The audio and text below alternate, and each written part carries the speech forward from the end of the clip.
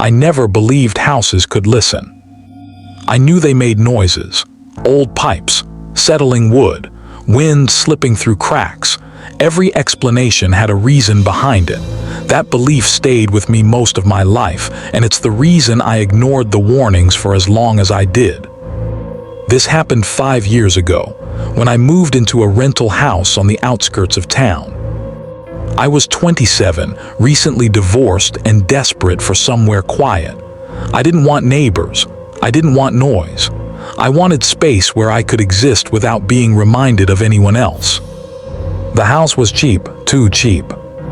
It sat at the end of a narrow road that most people didn't bother driving down. Trees crowded close on both sides, their branches arching overhead like they were trying to hide the place. The driveway was long and cracked, weeds pushing through the concrete. The real estate agent didn't say much during the tour. She unlocked the door, stepped inside, and let me walk through alone. The house was old but well kept. 2 floors, a basement, hardwood floors that creaked underfoot. The air smelled faintly of dust and something older, something that reminded me of a place that hadn't been lived in for a long time. Still, it felt peaceful, isolated. I signed the lease the same day. The first week was uneventful. I unpacked, settled in, and enjoyed the quiet. No traffic, no neighbors. At night, the darkness outside the windows felt complete, like the world ended just beyond the trees. The house made noises, but nothing unusual. Pipes knocking, floorboards creaking, sounds I expected from a place that old. The first strange thing happened on the 8th night. I was lying in bed, scrolling through my phone when I heard it. A knock, not on the front door, from inside the house. It came from downstairs. One slow knock. I sat up listening. Nothing followed. I told myself it was the house settling and went to sleep. The second night, it happened again. This time 2 knocks. Same place, same slow, deliberate sound. I went downstairs with my phone flashlight, checking every door, every wall. Nothing looked out of place. No loose panels, no exposed pipes. I laughed at myself and went back to bed. The third night, the knock came from the hallway outside my bedroom. 1 knock, then another, then a third. I didn't move. I held my breath and listened. After a few seconds, I whispered, "Hello." The knock came again. Closer. From the bedroom door. I stared at it, my heart pounding. I told myself not to be stupid.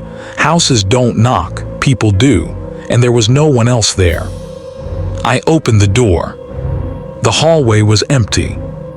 I checked the entire house that night. Every window, every door, everything was locked. I didn't sleep. After that, the knocking became regular. Sometimes it came from the walls. Sometimes from the ceiling. Sometimes from beneath the floor. Always slow. Always deliberate. Never random. I tried ignoring it. That's when the house started responding. One night I was standing in the kitchen, frustrated and exhausted, and I said out loud, "Can you stop?" The knock came immediately. 1 sharp knock. From the wall, directly in front of me. I felt my stomach drop. I stood there for a long time, staring at the spot where the sound had come from. I told myself it was coincidence. I tested it. "Knock once," I said quietly. Nothing happened. I let out a breath. Then, knock. Exactly 1. My legs felt weak. I leaned against the counter to keep myself steady. "Knock twice," I whispered. There was a pause. Then, knock, knock. I didn't speak again that night. I slept with the lights on and every door locked. From that point on, I stopped talking inside the house. I stopped making unnecessary noise. I didn't play music. I didn't watch TV late. I moved carefully, quietly, like I was a guest who had overstayed their welcome. The house stayed quiet for a while. Then it started answering questions I hadn't asked out loud. One night I was sitting on the couch, thinking about whether I should move out. The thought formed clearly in my head. Is this house dangerous? The knock came from the ceiling above me. One knock. I didn't move. I didn't think. I just sat there staring straight ahead, my mind racing. The next night I thought about my ex-wife, about how the marriage had fallen apart, about how lonely the house felt. Am I alone here? 2 knocks. From the wall behind me. I stood up so fast the chair fell over. I ran outside and stood on the porch, breathing cold night air, staring back at the house like it might be watching me through the windows. I tried staying with friends after that, but every time I left I felt pulled back, like unfinished business, like the house didn't want me gone. When I returned, the knocking stopped, as if it had been waiting. The breaking point came one night when I asked a question out loud. I don't know why I did it. Curiosity, fear, a need to understand. I stood in the living room and said, "What do you want?" The house didn't knock. Instead, I heard footsteps. Above me. Slow. Heavy. Walking back and forth across the second floor. I knew in that moment that whatever was in that house was no longer pretending to be part of it. And it knew I was listening. I never thought I'd hear a voice in that house. Not really. I expected creaks, groans, the settling of old wood, but not speech, not intelligence.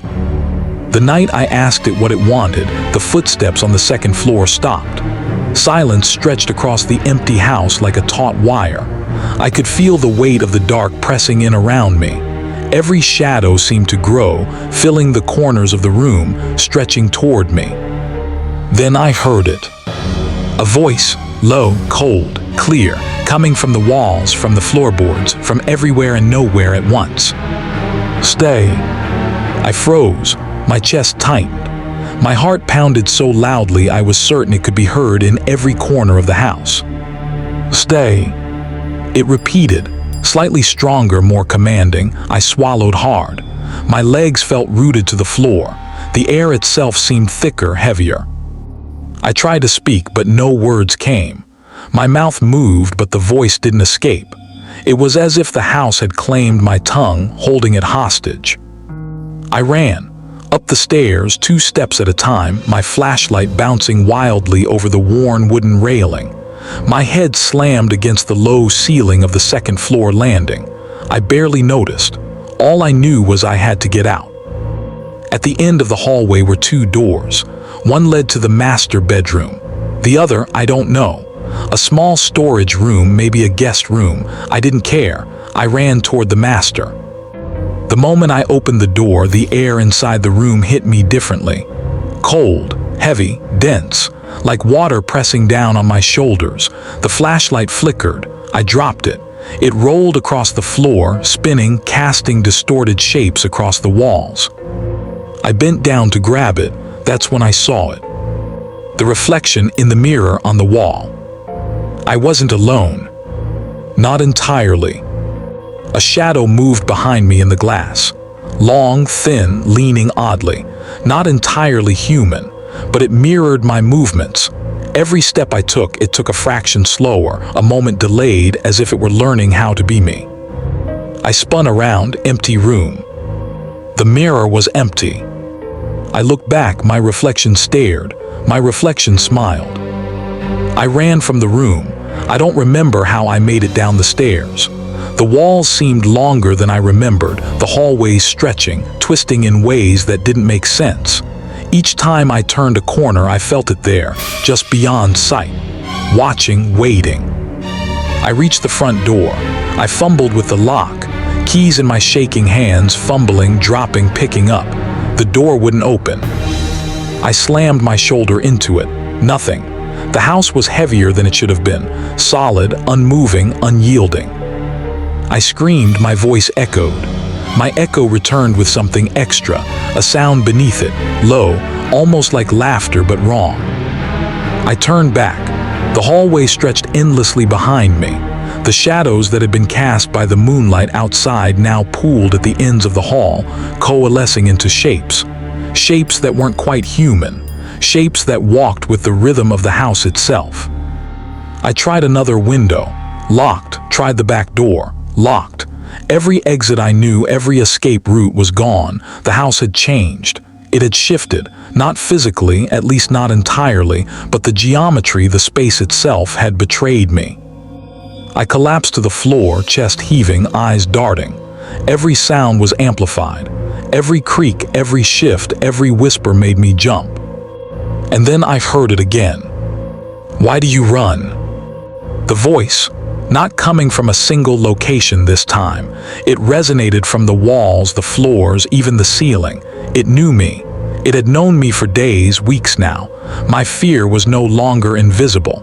My thoughts were audible. I whispered, I have to leave. "Leave?" The voice laughed softly, almost amused. "No, you stay, you listen, you answer." I didn't understand. Answer what? What could a house want from me? The walls seemed to bend. The floors rippled. Light from the windows bent oddly, reflecting back things that weren't there. Faces, movements, shadows and shapes that weren't mine. Then I saw the photographs. I had never noticed them before. Framed pictures leaning against the walls, stacked in corners. Old black and white photos. Houses, families, people, but they weren't random. They were all me, or versions of me. Not exactly me, not yet. The voice whispered again, "We remember." A chill ran through my spine. I realized then that the house was not just alive. It was sentient. It was aware. It remembered everyone who had entered. Every visitor left a trace, and those who had left were never truly gone. I screamed and I ran. I ran upstairs. The second floor stretched endlessly before me now. Doors multiplied. Hallways looped in impossible directions. No matter where I went, I ended up in the same room, the room with the mirror. And in it, the reflection. It wasn't me anymore, not entirely. It was me, yes, but older. Tired, pale, eyes wide, smiling. And behind me in the mirror, shadowed figures leaned closer, watching, waiting, learning. I knew then what the house had meant when it said, "You answer." It wanted me, not as a guest, not as a tenant, not as a visitor. It wanted me to become part of it. To join the reflections, to watch the next person come in, to wait, to learn. I tried fighting. I smashed the mirror with my fists. The glass shattered. The reflection didn't break. It just stared. I ran into the hallway, into a room I didn't recognize. It was empty, safe, or so I thought. The walls closed in. The ceilings dropped. The floor tilted. Gravity shifted. I ran blindly, only to find myself back in the mirror room. The reflection stepped out of the mirror, slowly, carefully, smiling. I stumbled backward. My body slammed into the wall. I tried to crawl, tried to hide. It reached for me, and everything went black. I woke up somewhere else. A different room. Furniture dust-covered and old. Mirrors everywhere. Walls filled with photographs. People staring back at me, some smiling, some fearful, all frozen. I looked into a mirror. My reflection smiled. I tried to move, couldn't, my body didn't obey. And I realized, horrifyingly, that I was now part of the house. Waiting, learning, answering. For the next person who came. The next visitor. The next curiosity. The house never lets go. And now neither do I.